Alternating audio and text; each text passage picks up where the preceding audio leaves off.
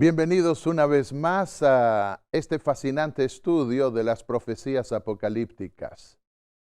Hoy nosotros vamos a considerar lo que Jesús requiere para vencer.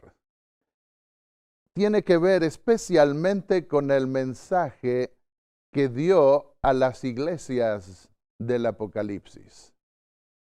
Y al considerar esas profecías, nosotros conoceremos un poco más qué es lo que el Hijo de Dios requiere para que nosotros triunfemos en la gran lucha de la vida.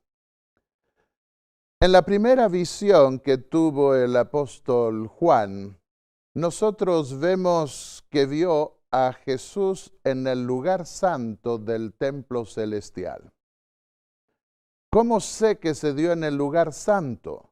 Porque estaba en medio de 7 candelabros y los candelabros estaban en el primer departamento del santuario terrenal que representaba al santuario celestial. Y Juan está viviendo al fin del primer siglo, de manera que vio a Jesús oficiando como sumo sacerdote en el lugar santo del templo celestial. Dijo el apóstol Juan, Apocalipsis 1:10, fui en el Espíritu en un día del Señor. Cuando pensamos en el día del Señor, algunos lo interpretan a la luz de algunos cambios que se dieron posteriormente en la historia. Pero en los días de Jesús, en los días del apóstol Juan, el Espíritu, el día del Señor, tenía que ver especialmente con el sábado. En Marcos 2:28 Jesús dijo, el Hijo del Hombre es Señor del sábado. Es decir, del séptimo día de la semana. Ese era el único día reconocido como sagrado por los cristianos en aquella época, de acuerdo a la ley de la palabra de Dios. Y dijo también Juan en el primer versículo del Apocalipsis que iba a hablar acerca de la revelación de Jesucristo. Eso es lo que significa Apocalipsis en griego, revelación. Por eso en inglés a ese libro no lo llaman con el término griego, sino lo traducen Revelation. Bueno, el mensaje a la primera iglesia comienza diciendo, escribe al ángel de la iglesia de Efeso, de Esmirna, de Tiatira, de Pérgamo, a las 7 iglesias del Apocalipsis. Esas 7 iglesias se encontraban en lo que hoy es Turquía y formaban un grupo de iglesias que Jesús escogió para representar las características de su iglesia hasta el fin del tiempo. Cuando dice escribe al ángel o mensajero, se refiere al anciano u obispo principal de cada iglesia. Debemos recordar que cada uno de nosotros tiene un ángel guardián. De manera que el apóstol no iba a escribirle a un ángel literal. Él le estaba escribiendo más definidamente, debía escribirle al anciano que dirigía la iglesia y sobre quien también actuaba un ángel, aunque invisible a los ojos humanos, pero que estaba allí para sostener y apoyar a los líderes de la iglesia. Esas 7 iglesias del Apocalipsis fueron fundadas por el apóstol Pablo, décadas después de haberse inaugurado el templo celestial con Jesús como sumo sacerdote. Los detalles de esta conexión entre el ministerio de Cristo en el cielo, la inauguración del templo celestial y de su sacerdocio, con los mensajes del Apocalipsis los veremos más adelante en otros temas que consideraremos. No se trata de una visión inaugural, podemos afirmar aquí. Se trata de una visión que ya presenta a Cristo oficiando en medio de sus iglesias. Y aunque el Apocalipsis habla de 7 iglesias, aquí en esta lámina pareciera que hubiera simplemente 4. Y un día cuando estaba con mi hijo que encontró esta lámina, le dije, no me sirve. ¿Por qué? Él me preguntó. Porque tiene 7 candelabros y tiene 4 candelabros y son 7. Me dijo, no, papi, son 7. Bueno, el artista se ve que quiso ahorrar un poco de esfuerzo y detrás de un candelabro hay otro, en 2 de ellos, y detrás de Cristo se alcanza a ver la punta de los brazos de un 7º candelabro.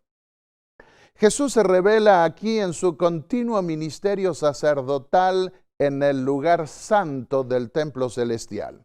Y allí se lo ve velando para que la fe de su iglesia no se pierda a más de 60 años de haberse sentado a la diestra de Dios. Como doctor del alma aparece dando las recetas que necesitan sus iglesias para vencer. ¿Quieres vencer, querido amigo? Pues bien, presta atención a estos mensajes del Apocalipsis. Aquí vemos a Jesús preparando las iglesias para el juicio que se revela en la siguiente visión.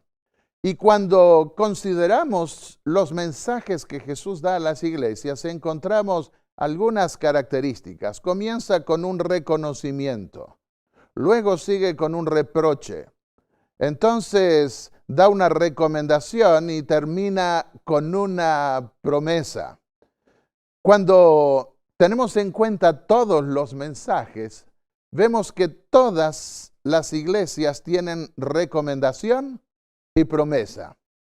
Sin embargo, Esmirna es la única iglesia que no tiene reproches, la segunda iglesia. Y la Odisea es la única que no tiene reconocimiento y veremos la razón.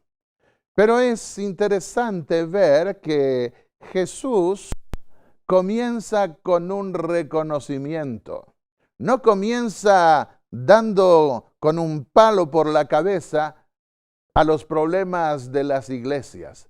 Esto muestra que el carácter de Cristo sigue siendo el mismo, compasivo como lo fue cuando estuvo en la tierra. Comienza dando un reconocimiento, alentando. No es una persona salvaje, sino que es una persona que considera al alma humana y a sus luchas. Cada iglesia representa un periodo histórico diferente de la iglesia y tiene que ver con su condición espiritual. No hay fechas definidas de esos periodos proféticos. Sin embargo, nosotros pondremos algunas fechas estimativas, pero recordaremos que no son fechas rígidas, sino simplemente como una ayuda mnemotécnica, si se quiere, o al mismo tiempo para ubicarlas más fácil en el espacio temporal. Escribió en 1900 Elena de White que los mensajes que fueron dados a las iglesias de Asia retratan el estado de cosas que existen en las iglesias del mundo religioso de hoy. En otras palabras, los mensajes de las iglesias tienen todos valor aún para nuestra época. Sin embargo, los nombres de las iglesias, dice ella, simbolizan a la iglesia cristiana en los diferentes períodos de la era cristiana. El número de las iglesias, 7, indica plenitud y simboliza el hecho de que los mensajes se extienden hasta el final del tiempo y están en vigor hoy. Ahora, tenemos que responder a una inquietud que se levanta de tanto en tanto. Hay gente que quiere dar algunos símbolos del Apocalipsis dobles o triples o más cumplimientos. Las profecías apocalípticas no tienen doble cumplimiento. No son profecías condicionales que dependen de la aceptación o no aceptación de la gente de esos mensajes, sino que son profecías que tienen un solo cumplimiento. Pero en las iglesias se dan mensajes que pueden ser aplicados a la circunstancia de cada persona en distintos momentos de la historia y también en distintos momentos de la vida personal. Y aunque no tienen las profecías doble cumplimiento, debemos recordar que los mensajes de Cristo a las iglesias son universales como las epístolas del apóstol Pablo. Su valor para ayer, hoy, mañana, no significa que es una profecía con varios cumplimientos. Se trata de mensajes que tienen, además de su aplicación especial a una época, un valor universal. Comencemos con la iglesia de Éfeso o Éfeso. Significa deseable. Éfeso era una ciudad que tenía 340,000 habitantes. Visité esta ciudad con mi hermano menor hace varios años atrás. Es imponente ver el gran pasadizo que llegaba a los principales lugares históricos que quedan como monumento, una ruina, pero como un monumento de lo que fue en la antigüedad. Tenía grandes minas de plata, grandes riquezas, prostitución había también, y sobre todas las cosas tenía un templo de Diana, que era una de las 7 maravillas. Diana, o Artemisa en griego, era diosa de la luna y de la caza. Era equivalente a Cera o Astarte de los fenicios, y era la diosa de la fertilidad. Ustedes pueden ver en esta lámina la cantidad de senos que tenía. Y de esa forma se representaba su característica de fertilidad.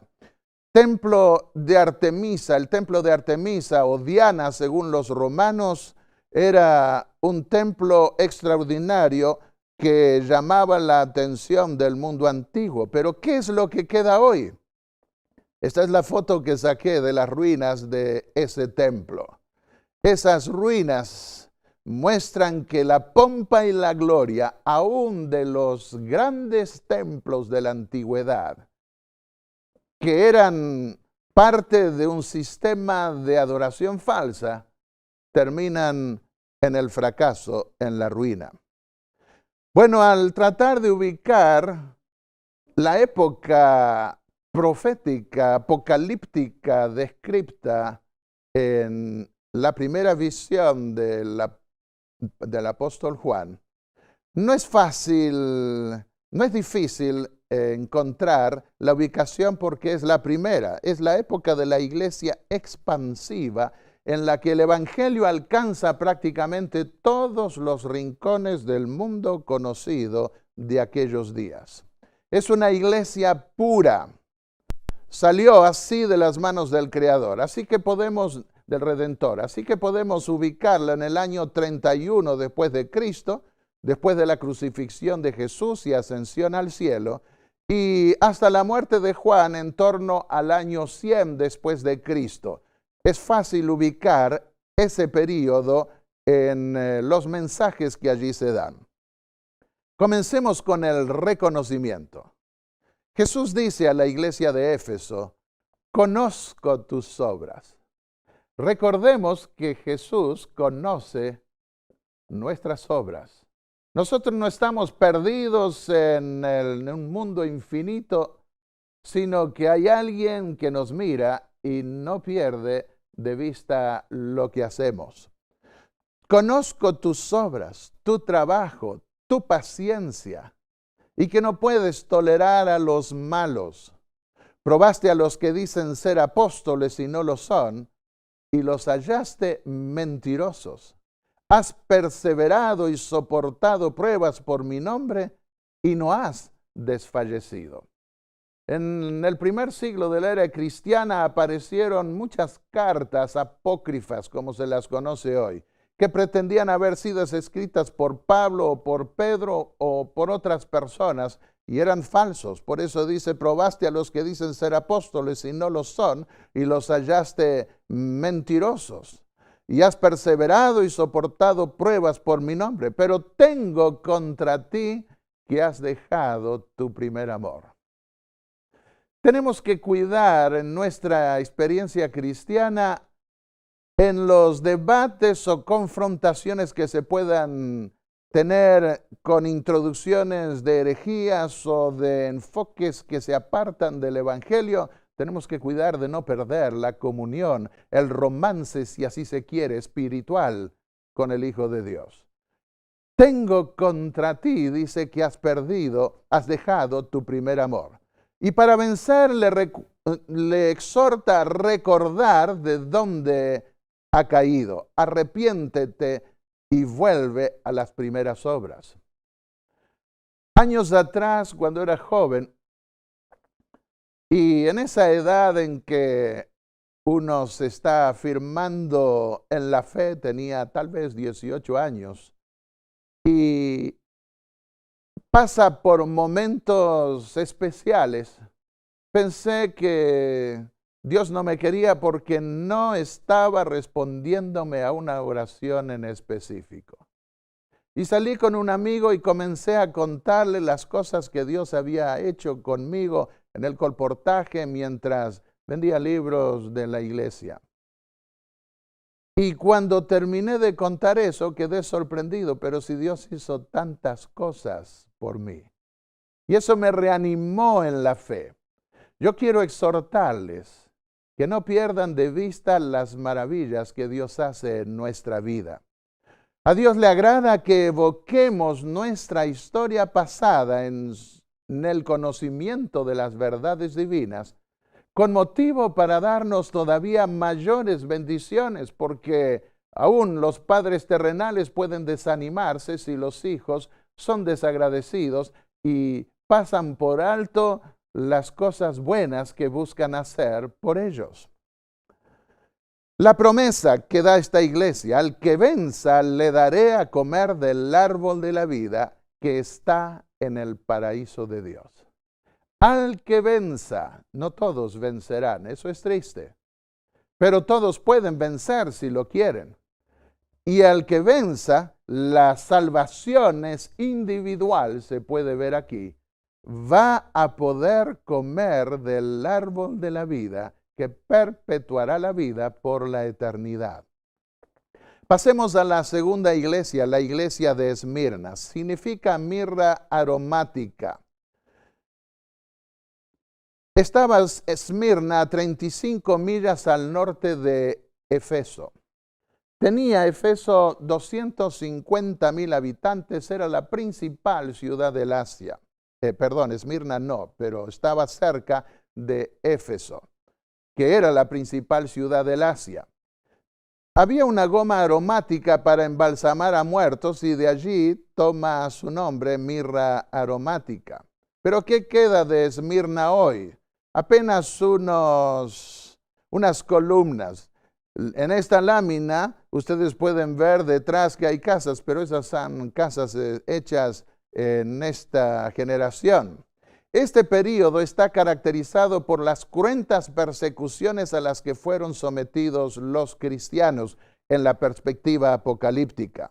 Dijo Jesús a esta iglesia, Apocalipsis 2:10, tendréis tribulación por 10 días. Sé fiel hasta la muerte y yo te daré la corona de la vida. Prestemos atención que Jesús no le dice a esta iglesia, no te preocupes, no te va a pasar nada. Vas a tener tribulación, pero no te va a pasar nada. No, eso Jesús no dice. Lo que sí le dice es que se mantenga fiel, aún si debe dar su vida, porque recibirá la corona de la vida eterna. Hubo 10 grandes persecuciones que se destacaron en la primera etapa del cristianismo. La primera en el año 64 por Nerón, en el 95 por Domiciano, Bueno, no voy a dar todas las fechas, pero van desde el año 64 hasta el 303, con Trajano, Marco Aurelio, Septimio Severo, Maximiano, Decio, Valeriano, Aureliano, Diocleciano. 10 grandes persecuciones, 10 días simbólicos de persecución podría hablarse. Otros ven en la expresión días símbolo de un año como en otras profecías. Y prestan atención al hecho de que bajo el gobierno de Diocleciano se produjo la más feroz de las persecuciones contra los cristianos desde el año 303 hasta el 313, 10 años en específico. Y aunque Diocleciano murió en el año 305, las persecuciones continuaron hasta que se firmó el Edicto de Tolerancia de Milán entre Constantino y Licinio. Esta es una iglesia perseguida. Podemos ubicarla desde la muerte de Juan en el año 100 hasta el Edicto de Milán en el año 313, cuando se declaró libertad de conciencia. Esta es la única iglesia que no recibe reproche. ¿Por qué no recibe reproche? Porque demasiado estaban sufriendo como para encima que el Hijo de Dios les ponga una carga mayor. Pero los anima a vencer. No tengas temor de lo que vas a padecer. Sé fiel hasta la muerte y yo te daré la corona de la vida.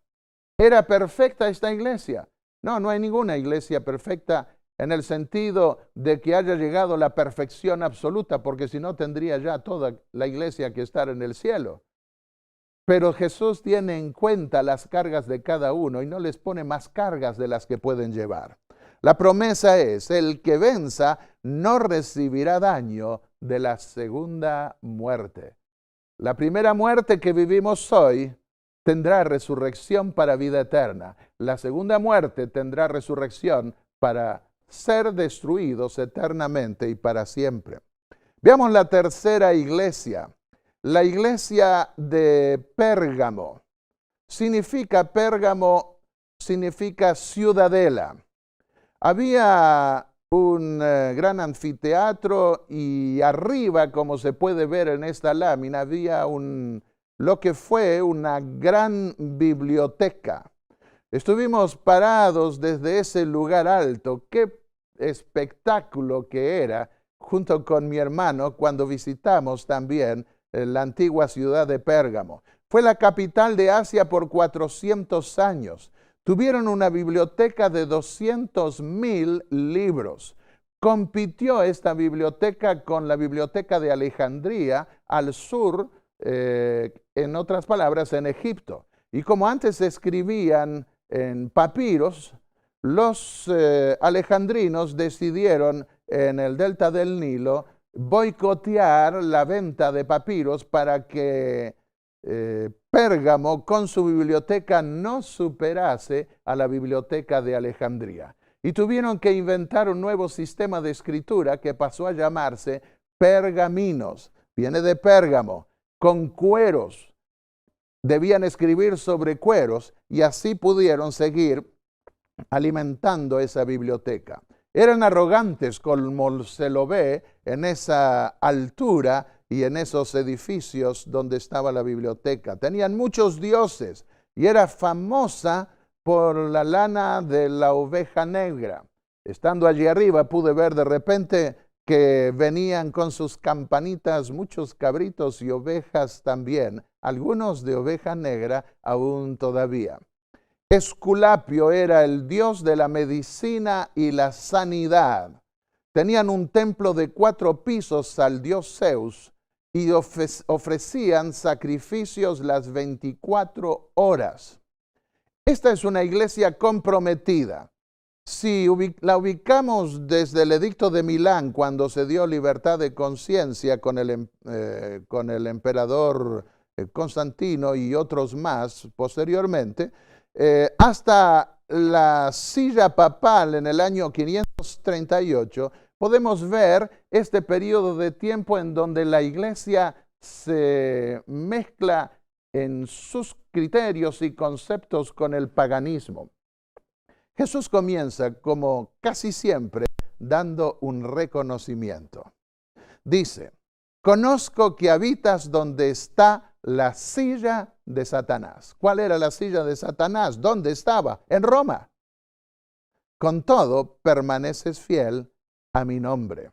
Porque Roma era el imperio que los perseguía. Pero entonces les da un reproche. Tienes algunos que sostienen la doctrina de Balaam, que enseñó a los israelitas a comer cosas sacrificadas a los ídolos y a cometer fornicación. Estaban ellos mezclando la fe cristiana con el paganismo. Eso es en gran medida fornicación. En un tema más adelante nosotros vamos a ver lo que significa la prostitución religiosa.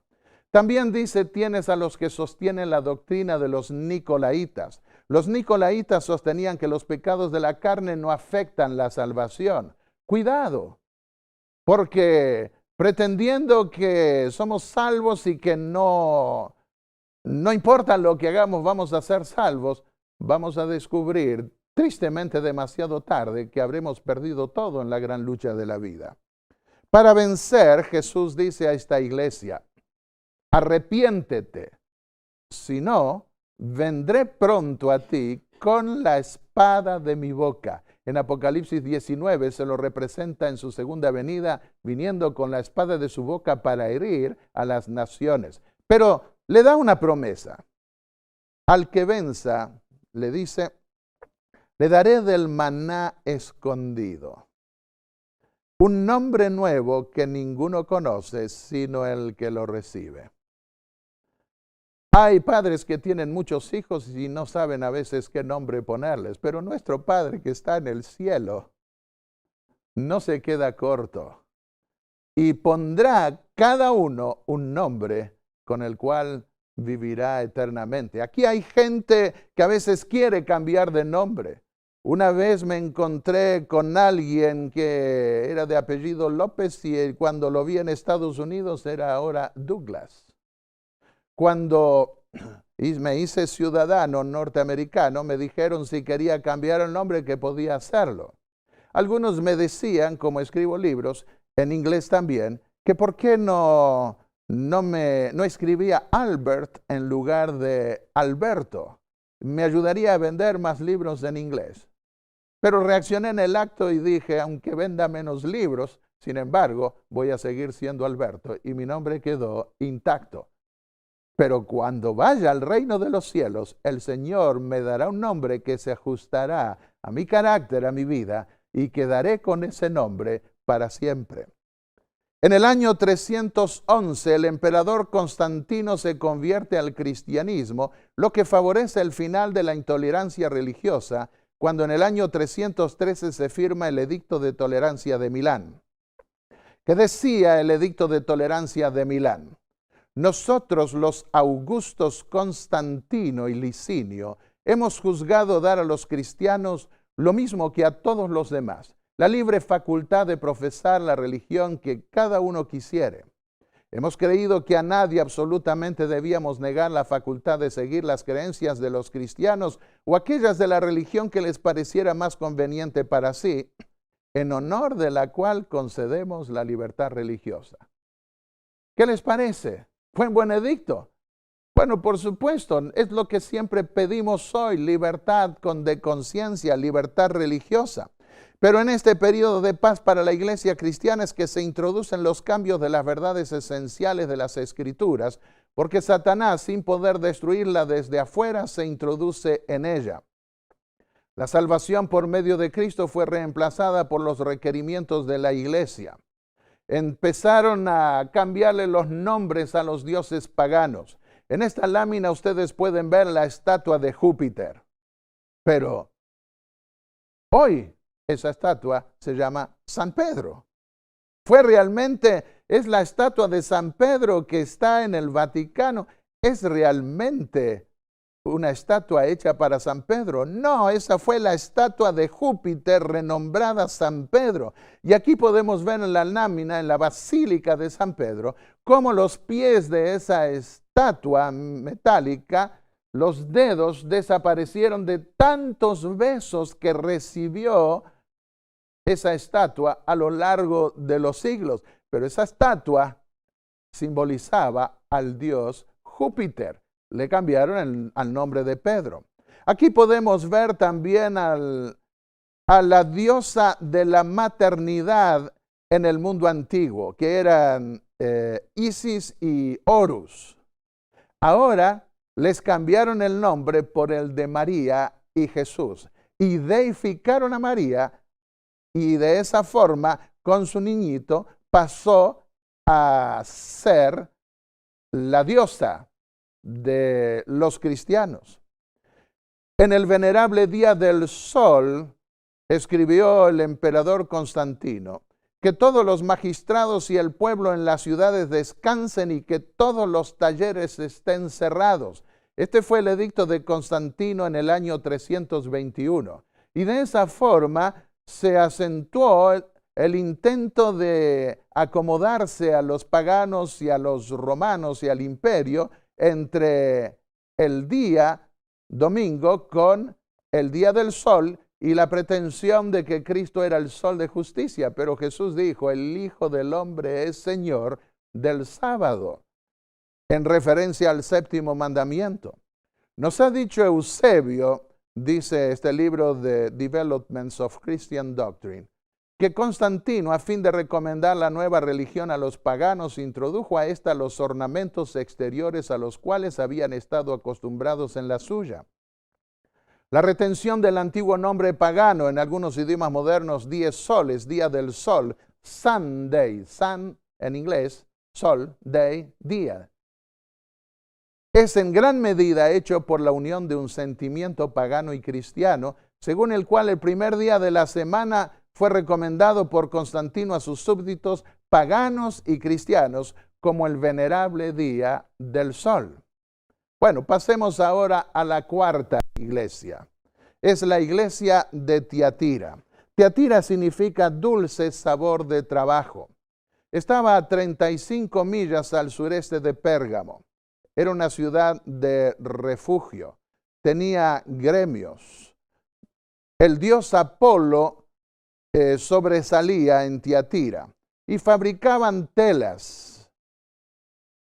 Es una iglesia, por un lado, mártir, porque sufre el martirio. Podemos ubicarla entre el poder papal total del año 538 hasta 1517, cuando Lutero clavó las 95 tesis y comenzó la reforma protestante en Alemania. Como dijimos, no hay fechas, no hay períodos proféticos definidos por fechas, pero esas fechas las ponemos con el objetivo de ubicar algunas características esenciales que la enmarcaron. Virgilio subió a la silla papal en el año 538 bajo la protección militar de Belisario. En uno de mis libros, Los tiempos apocalípticos del santuario, yo toco los detalles de la historia. La iglesia se une con el Estado desde el año 538, cuando Justiniano declara que el obispo romano es obispo de obispos, sentador de doctrinas y perseguidor de herejes. Justiniano fue el emperador romano de Oriente. Los valdenses debieron huir a los lugares más apartados del Piamonte y se cree que ellos provenían de algunos de los pueblos arrianos, como se los catalogó, sin que necesariamente hubieran sido arrianos, sino simplemente opositores al obispo de Roma, que ya venían de mucho antes, venían de la época en que subió el obispo de Roma a lo que se conoce como la silla de Pedro. Y los valdenses fueron sumamente perseguidos y debieron alejarse a los lugares más apartados de las montañas del Piamonte. Aquí podemos ver nosotros una de las escuelas que tenían para enseñar a escribir la Biblia y a difundirla. Esta es una Biblia antigua escrita por ellos. Y vamos al sur de Francia y encontramos a los amigos de Jesús. ¿Quién eran los amigos de Dios o amigos de Jesús? Hoy los llaman cátaros porque fue una calumnia que les pusieron. En este lugar alto estuvimos con mi esposa. Qué lugar precioso. Allí fueron exterminados más de 200 albigenses que fueron quemados vivos por mantener su fe. Fueron mal llamados cátaros. La Inquisición papal en ese entonces comenzó. Fue una inquisición determinada por los papas. Al principio los obispos se resistían porque consideraban que era algo demasiado cruel. Pero entonces las amenazas pontificales, papales, vinieron contra ellos y no las cumplían. Y exterminaron a cientos de miles de personas. Tuvieron quemas masivas en la hoguera. Por eso Jesús comienza diciendo a esta iglesia: conozco tus obras, tu amor, tu fidelidad, tu servicio y tu paciencia, y tus obras últimas más numerosas que las primeras. Pero también da un reproche. Tengo contra ti que toleras a esa mujer, Jezabel, que seduce a mis siervos y les enseñas a fornicar y a comer cosas ofrecidas a los ídolos. Vivieron en la época en que aquí, representada por Jezabel, y en el Apocalipsis representado por la mujer corrupta babilónica, enseñó a fornicar, enseñó a unirse con prácticas y costumbres del mundo provenientes especialmente del paganismo. Por eso dice: les di tiempo para que se arrepienta de la fornicación y no quiere arrepentirse. A los que adulteran con ella los arrojaré en gran tribulación si no se arrepienten de sus obras.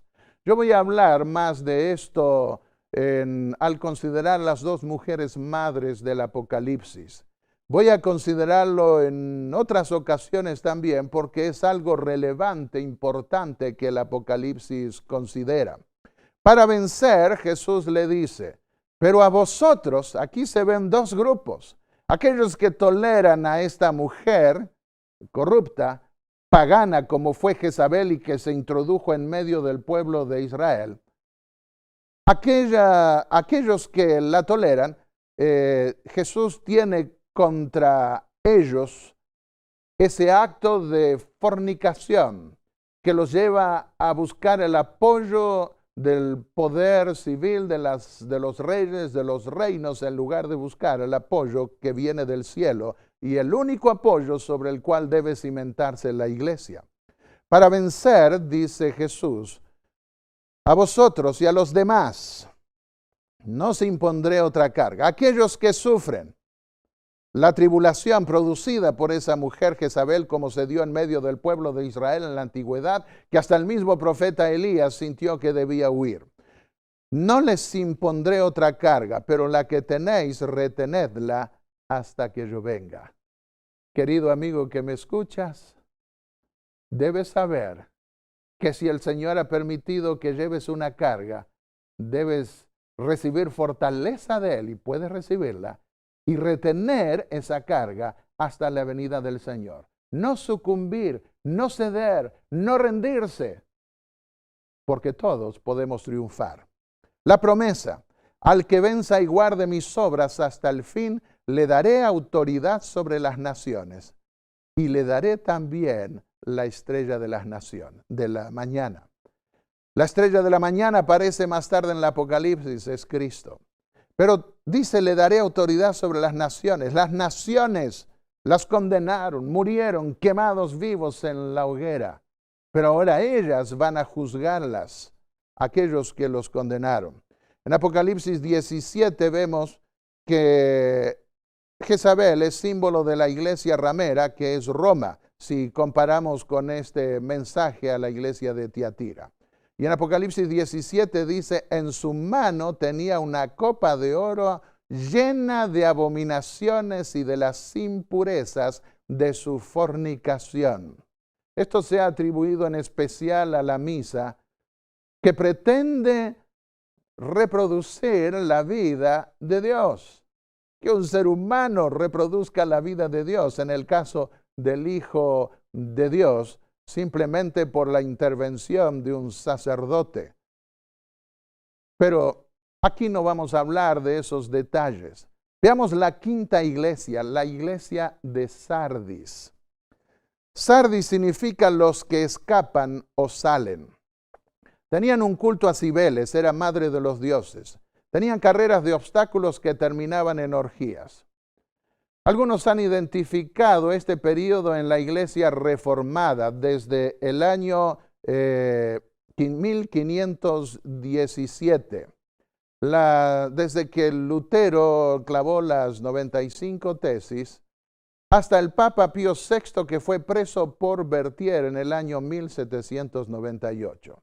Lutero introdujo, como es reconocido universalmente, los tiempos modernos con su reclamo de libertad de conciencia. En este periodo se acuña el término protestante cuando los príncipes firman un documento en el que protestan reclamando una libertad religiosa para todos.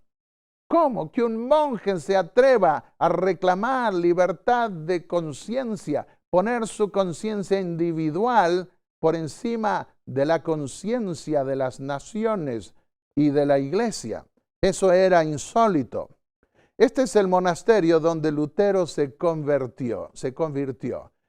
Esta foto la saqué estando allí justo unos días antes que el Papa Benedicto XVI viniera y se reuniera con 24 teólogos, 12 en esta misma sala, 12 luteranos y 12 católicos. Esa lucha por la libertad de conciencia, esa lucha por exaltar la Biblia, hoy está siendo puesta a un lado y están logrando una unión. Lutero reaccionó con la declaración del apóstol Pablo tomada del Antiguo Testamento: el justo vivirá por la fe. Y declaró que no podía sujetar la conciencia a los concilios, sino solo a la Biblia, a la palabra de Dios.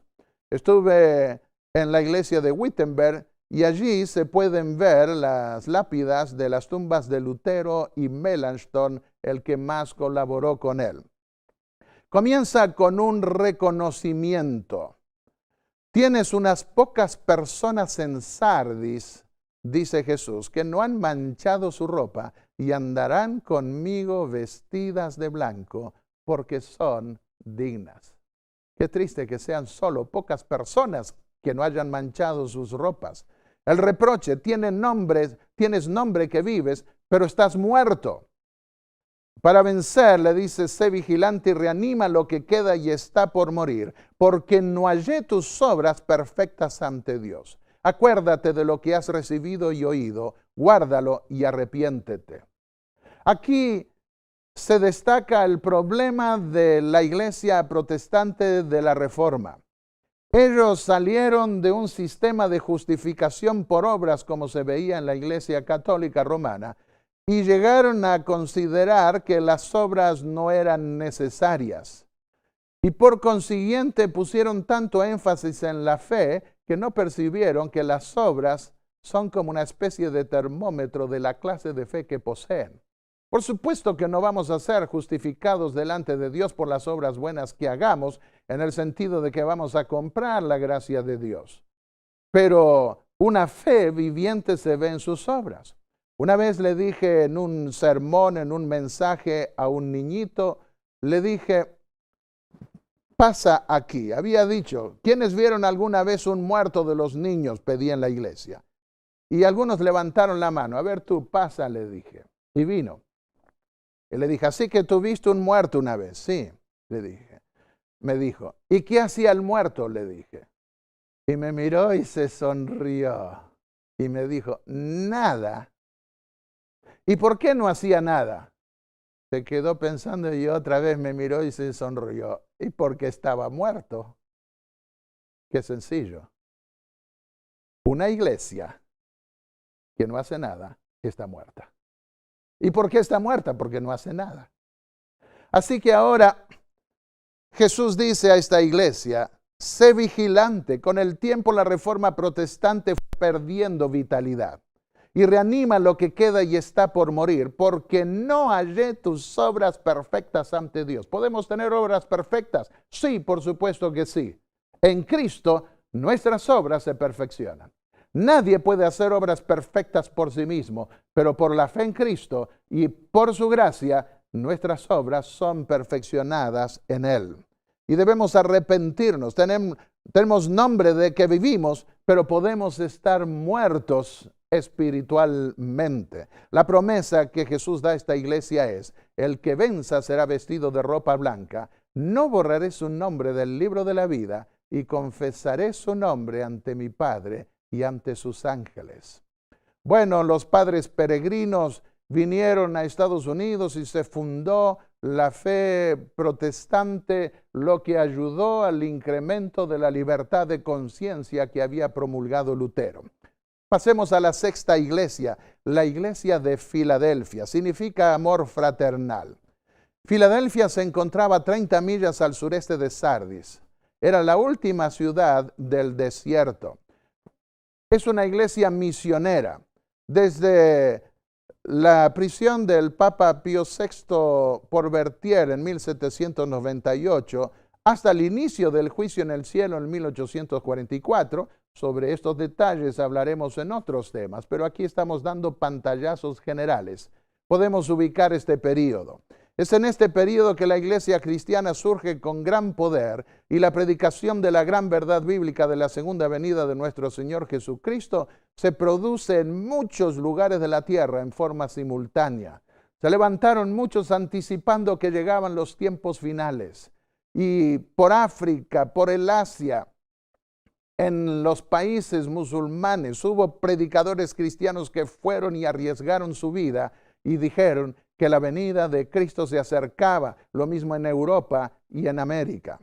En Sudamérica se destacaron Francisco Ramos Mejías en lo que es Argentina, y Manuel Lacunza, un sacerdote católico chileno que escribió un libro sobre la segunda venida de Cristo. Se da entre los siglos XVIII al XIX. Pero el mayor movimiento se dio en 1831 bajo Guillermo Miller, quien inició su predicación de la segunda venida de Cristo en el este de Estados Unidos, despertando el gran movimiento adventista. Toda esta época se caracterizó por gente que salió a predicar con poder el mensaje de la venida de Cristo. Esta es la segunda iglesia a la que Jesús no reprocha nada. Le da un reconocimiento. Comienza así. Esto dice el que tiene la llave de David. He abierto ante ti una puerta que nadie puede cerrar, porque aunque tienes poca fuerza, has guardado mi palabra y no has negado mi nombre.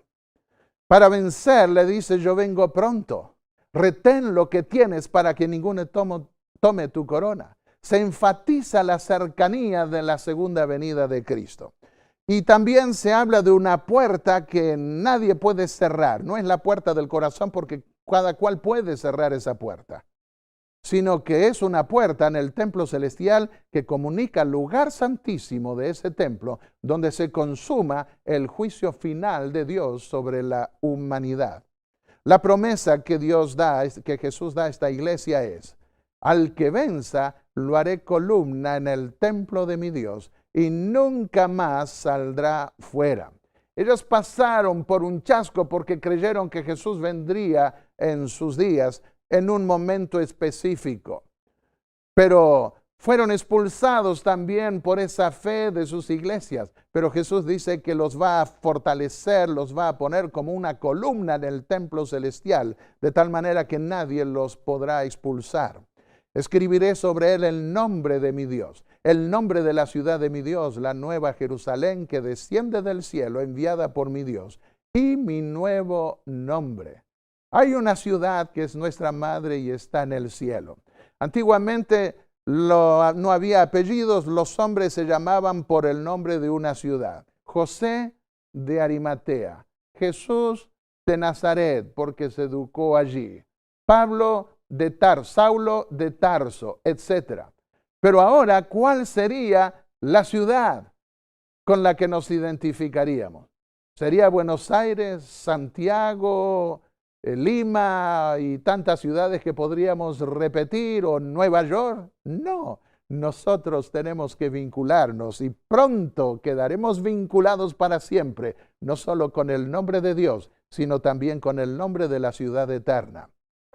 Abro y ninguno cierra, cierra y ninguno abre. Abre la puerta a la intercesión final en el lugar santísimo de Cristo. Podemos ver que en el templo terrenal, que era símbolo del templo celestial, el lugar santo era el primer apartamento, y cuando llegaba la época final del juicio, representada por el día de la expiación al final del año litúrgico, entonces se abría la puerta al lugar santísimo, pero se cerraba antes la puerta del lugar santo para que la gloria del lugar santísimo no fuese vista por el pueblo y muchos pudiesen morir.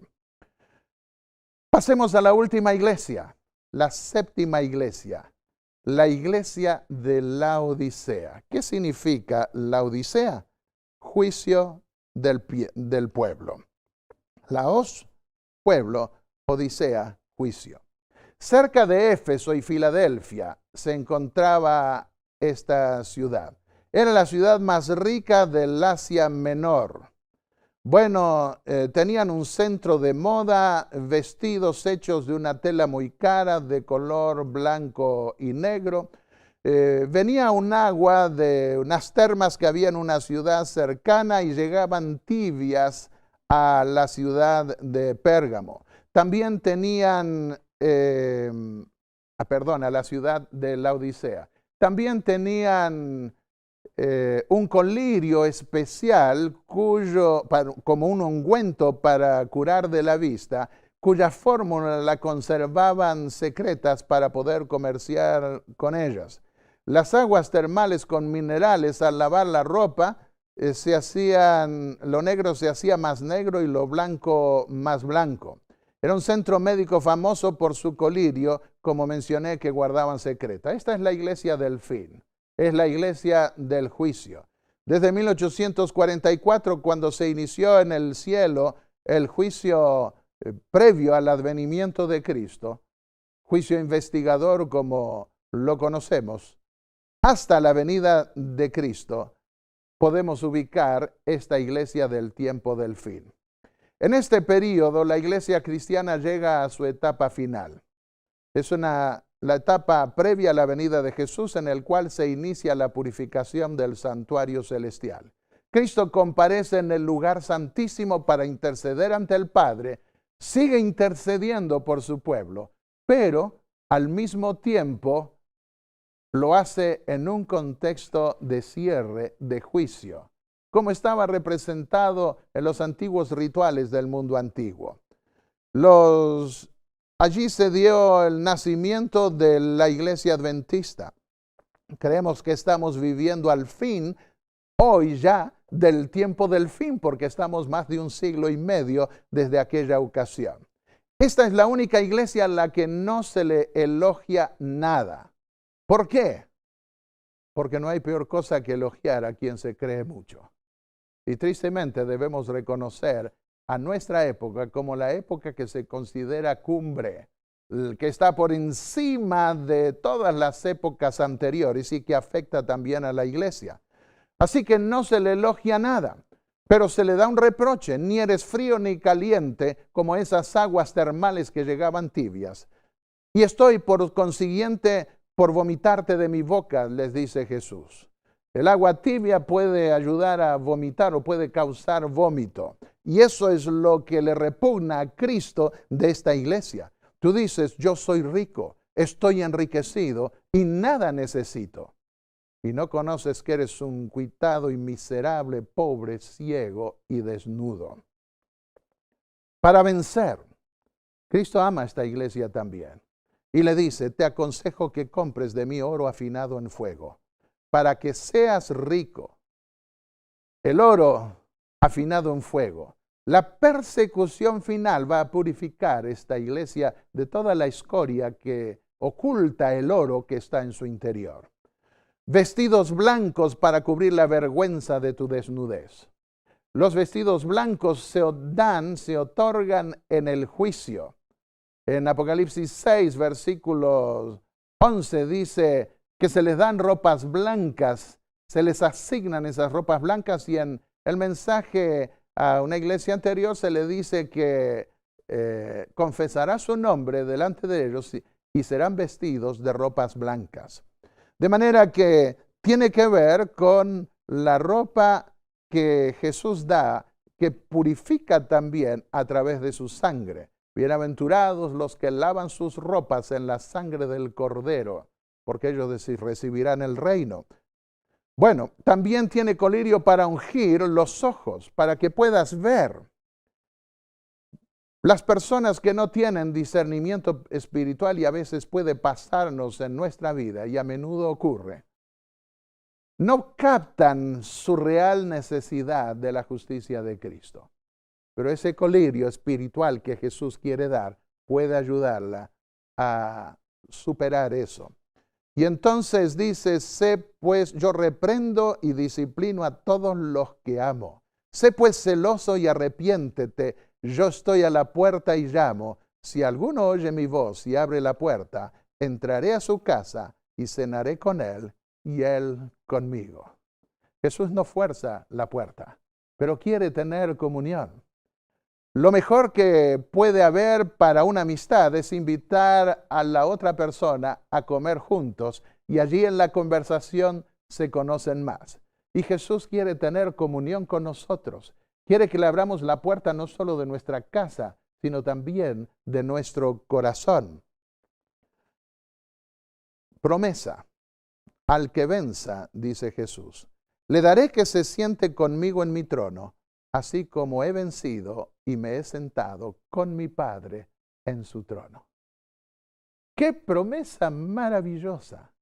Poder sentarnos en el cuarto del trono de Dios. El que venza, dice Apocalipsis 21:7, tendrá esta herencia y yo seré su Dios y él será mi hijo. Querido amigo que me escuchas, Cristo viene pronto. Prepárate. Estamos viviendo en la época misma de la venida del Señor. Estamos viviendo en la época del juicio. Los mensajes que Jesús nos da, enviados a las iglesias del Asia y que se registran en Apocalipsis, tienen el propósito de mostrarnos cuáles son los problemas que podemos tener y al mismo tiempo cómo superarlos. Allí el médico del alma da respuesta a las inquietudes del corazón humano. Y si nosotros queremos recibir la herencia de la vida eterna, podemos estar seguros que triunfaremos si nos aferramos a las promesas divinas y cumplimos con la receta que nos da el médico del alma. Este mundo no durará por toda la eternidad. No conoce este mundo más que guerras, peleas, maldad, pestes, enfermedad, pero no será siempre así. Miremos más adelante a esas promesas del Apocalipsis y encontraremos más ganas de vivir y triunfaremos. Yo quiero invitarte hoy a aceptar esas recetas que Jesús da para vencer. ¿Quieres vencer? Allí donde estás, inclina el rostro conmigo y vamos a dirigir una plegaria al Señor. Padre y Dios Santo, que estás en los cielos, venimos a ti porque sabemos que somos frágiles, somos débiles, somos malos por naturaleza. Pero tenemos fe y esperanza y podemos mirar más allá gracias a tus promesas y porque diste a tu Hijo para morir por nosotros, para darnos la vida eterna y para que no perezca nuestra fe, sino que podamos tener una fe triunfante que nos permita acariciar ya de antemano la herencia eterna. Señor, ayúdanos a vencer mientras caminamos por esta vida. En el nombre de Jesús. Amén.